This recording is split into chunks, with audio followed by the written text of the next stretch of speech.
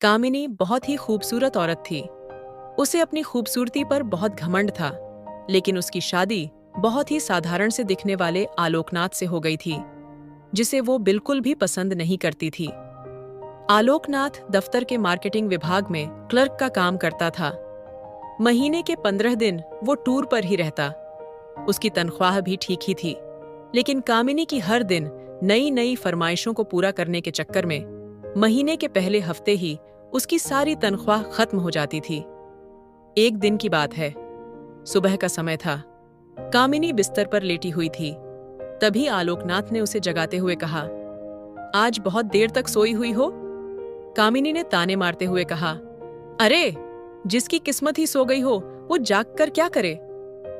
आज सुबह सुबह ही ताने? तो क्या चाहते हैं आप? सुबह सुबह से आपकी आरती उतारना शुरू कर दूं या पैर दबाऊं?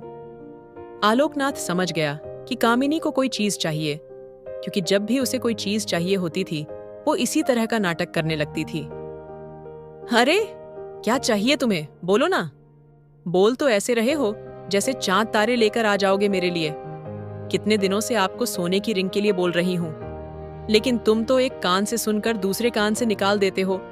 समझाते हुए कहा, अब जितनी हैसियत है मेरी उतना ही तो कर पाऊंगा मैं, और अभी मेरा हाथ तंग है।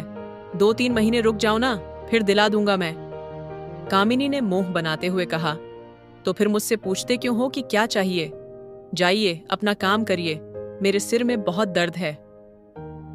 बेचारा आलोकनाथ क्या करता? किसी तरह से कर्ज लेकर कामिनी के लिए सोने की रिंग ले आया, लेकिन कामिनी बहुत ही लालची औरत थी। उसका पेट कहाँ भरने वाला था, उसे हमेशा कुछ नया चाहिए होता था। इसी बीच कामिनी के बगल वाले घर में एक नया शादीशुदा कपल रहने आया, जिनका नाम अमन और सुप्रिया था। जब अपनी कार में से अमन और सुप्रिया उतरे तो कामिनी अपनी बालकनी से उन्हें घूरते हुए सोचने लगी। कामिनी ने मन ही मन में बुदबुदाते हुए कहा, वाह, कितना हैंडसम है, मन करता है बस देखती रहूं। क्या मस्त कपल हैं, और काफी अमीर भी लग रहे हैं दोनों। कितनी महंगी कार है इनके पास, और एक मेरे पति है। न शक्ल सूरत अच्छी है और न ही कमाई अच्छी है। कामिनी को जब पता लगा कि ये लोग बिल्कुल उनके बगल में रहने के लिए आए हैं, तो वो उनसे दोस्ती करने के लिए मचल सी उठी। खास तौर पर अमन से उसकी दोस्ती करने की उसकी बहुत इच्छा थी। एक दिन वो उनके घर गई। उसने दरवाजा खटखटाया। दरवाजा अमन ने ही खोला। जब कामिनी ने सामने से अमन को देखा, वो उस पर और भी कसकर फिदा हो गई। कामिनी ने बहुत नखरे से कहा, जी, मैं आपके बगल वाले घर में रहती हूँ। थोड़ी सी चीनी चाहिए थी मुझे। जी, अभी देता हूँ। अमन ने मुस्कुराते हुए कहा, सुप्रिया, सुप्रिया, जरा कटोरी में चीनी तो ले आना। अमन ने सुप्रिया को आवाज लगाकर पुकारा। सुप्रिया चीनी लेकर आ गई। अमन ने उसे कामिनी को देने को कहा।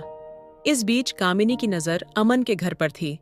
काफी महंगी और कीमती चीजों से सजा हुआ था उनका घर।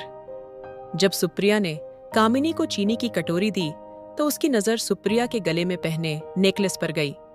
उसने अंदाजा लगाया कि यह डायमंड का ही होगा। सुप्रिया और अमन दोनों ने कामिनी को घर के अंदर आने को कहा, तो कामिनी ने कहा कि वो फिर किसी और दिन आएगी। कामिनी जब चीनी की कटोरी लेकर अपने घर आ गई तो उसकी पैनी नजर अपने पति आलोकनाथ पर गई। आलोकनाथ ने जब चीनी की कटोरी कामिनी के हाथ में देखी तो आश्चर्य से पूछते हुए कहा, अरे, मांगकर क्यों ले आई हो? कामिनी, ये बात आपकी समझ में आ जाती तो आप अपने ऑफिस में क्लर्क नहीं होते। धीरे धीरे कामिनी अमन और सुप्रिया से दोस्ती बढ़ाने लगी। जल्द ही वो उनका विश्वास जीतने में कामयाब हो गई। कभी कभी सुप्रिया किसी काम से बाहर गई होती तो वो सुप्रिया की गैरहाजिरी में भी अमन के पास चली जाती और उससे घंटों बातें करती। अरे अरे, बस करिए भाभी, आप तो हंसा हंसा कर जान ही ले लेंगी मेरी। अमन ने खिलखिलाते हुए कहा, अरे ऐसा मत कहिए अमन, आपकी जान हमारे लिए बहुत कीमती है। हम तो आपके लिए अपनी जान भी दे सकते हैं। एक बार बोलिए तो। कामिनी ने आशिकाना अंदाज में अमन से कहा, ये आप क्या कह रही हैं? अमन ने चौंकते हुए कहा, अरे, आप तो सीरियस ही हो गए। अब आपकी भाभी को आपसे मजाक करने का भी अधिकार नहीं है क्या?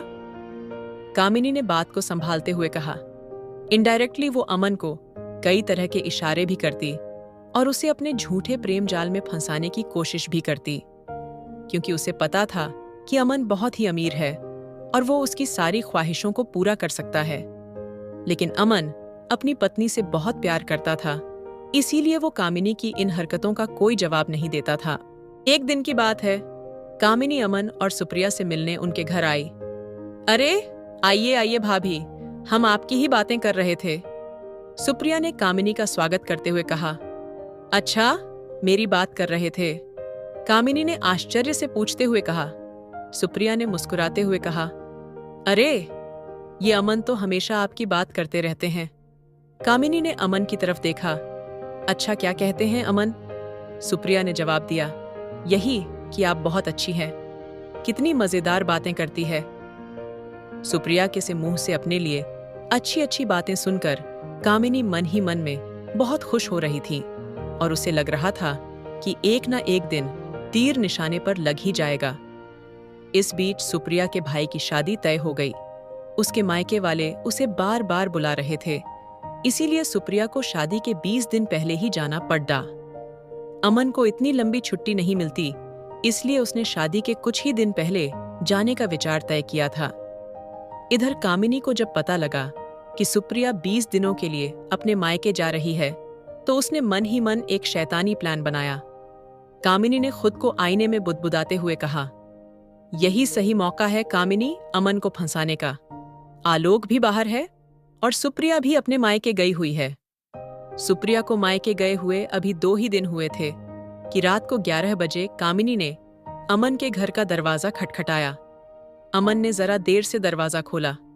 अरे कामिनी भाभी, आप वो भी इतनी रात में? अमन ने दरवाजा खोला और चौंकते हुए पूछा, क्या बात है अमन, बहुत देर कर दी दरवाजा खोलने में? कामिनी ने अपने बालों में उंगलियां फेरते हुए पूछा।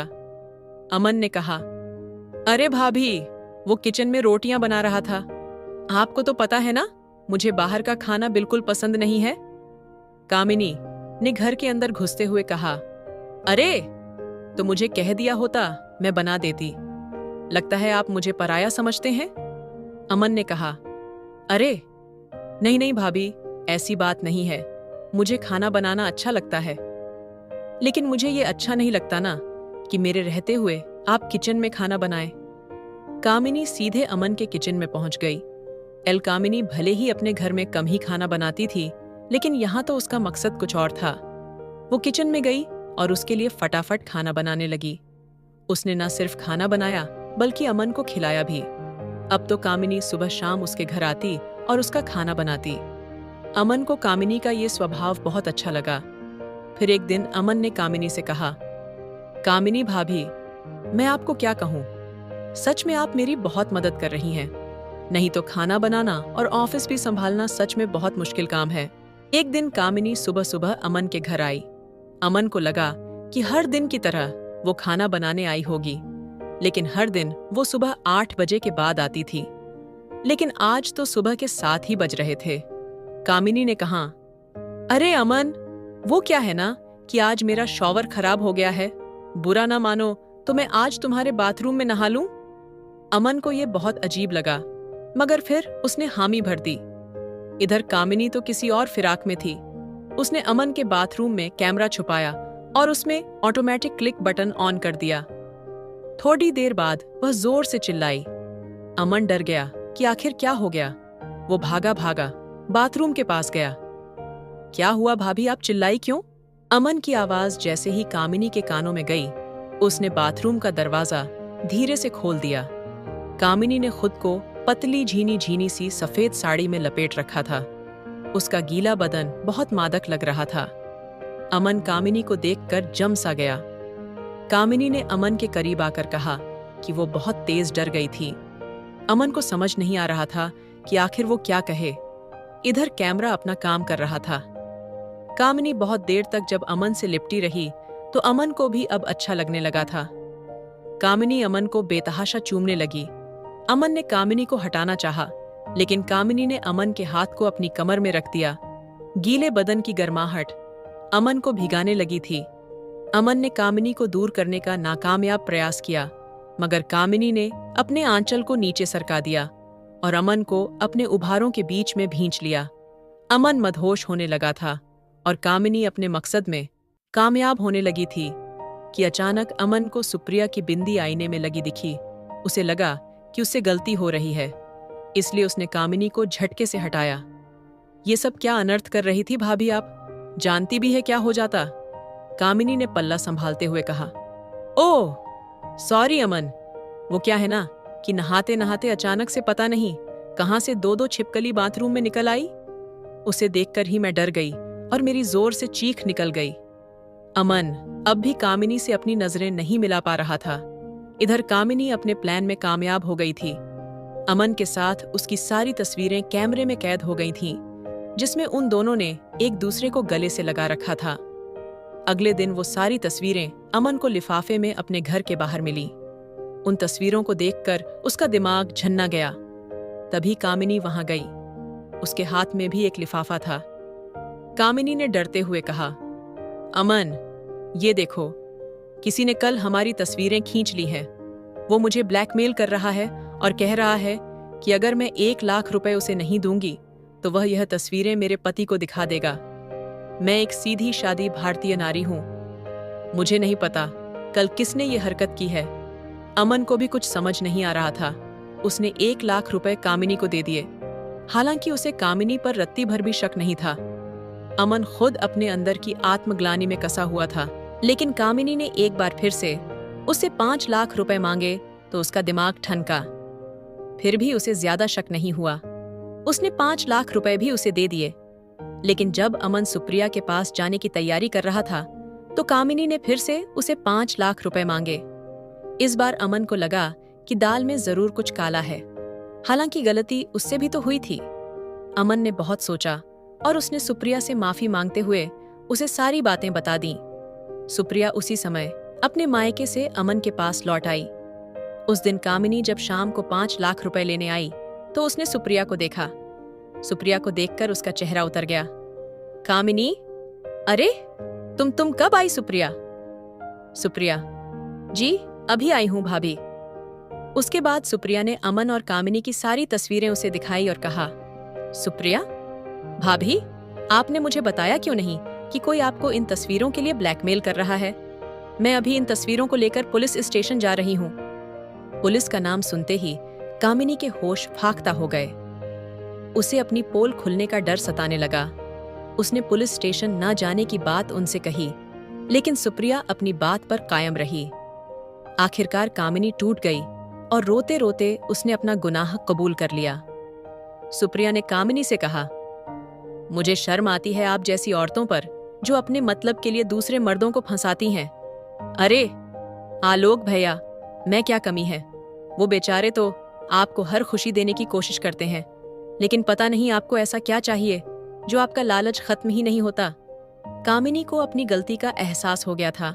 उसने उन दोनों से माफी मांगी। आलोकनाथ को जब कामिनी की इस बात का पता चला तो वह बहुत दुखी हो गए और उन्होंने कामिनी को अपने जीवन से सदा के लिए बाहर कर दिया। तुम जैसी औरत से तो भगवान सभी को बचाए। निकल जाओ मेरे घर से, कामिनी के चेहरे पर दरवाजा बंद करते हुए कहा। अमन और सुप्रिया ने भी कुछ दिनों बाद अपना फ्लैट खाली कर दिया और वो कहीं और रहने चले गए। अमन को सुप्रिया ने माफ तो नहीं किया, मगर वो अपनी गृहस्थी को बिखरने नहीं देना चाहती थी।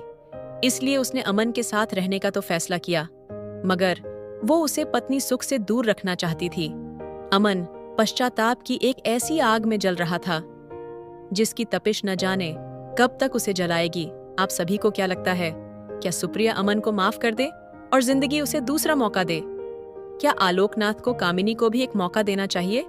क्या दोनों के लिए ये सजा काफी है? आगे ऐसी ही रोमांचक कहानियों के लिए हमारे चैनल को लाइक, शेयर, सब्सक्राइब करें। आपको ये कहानी कैसी लगी प्लीज कमेंट करके बताएं।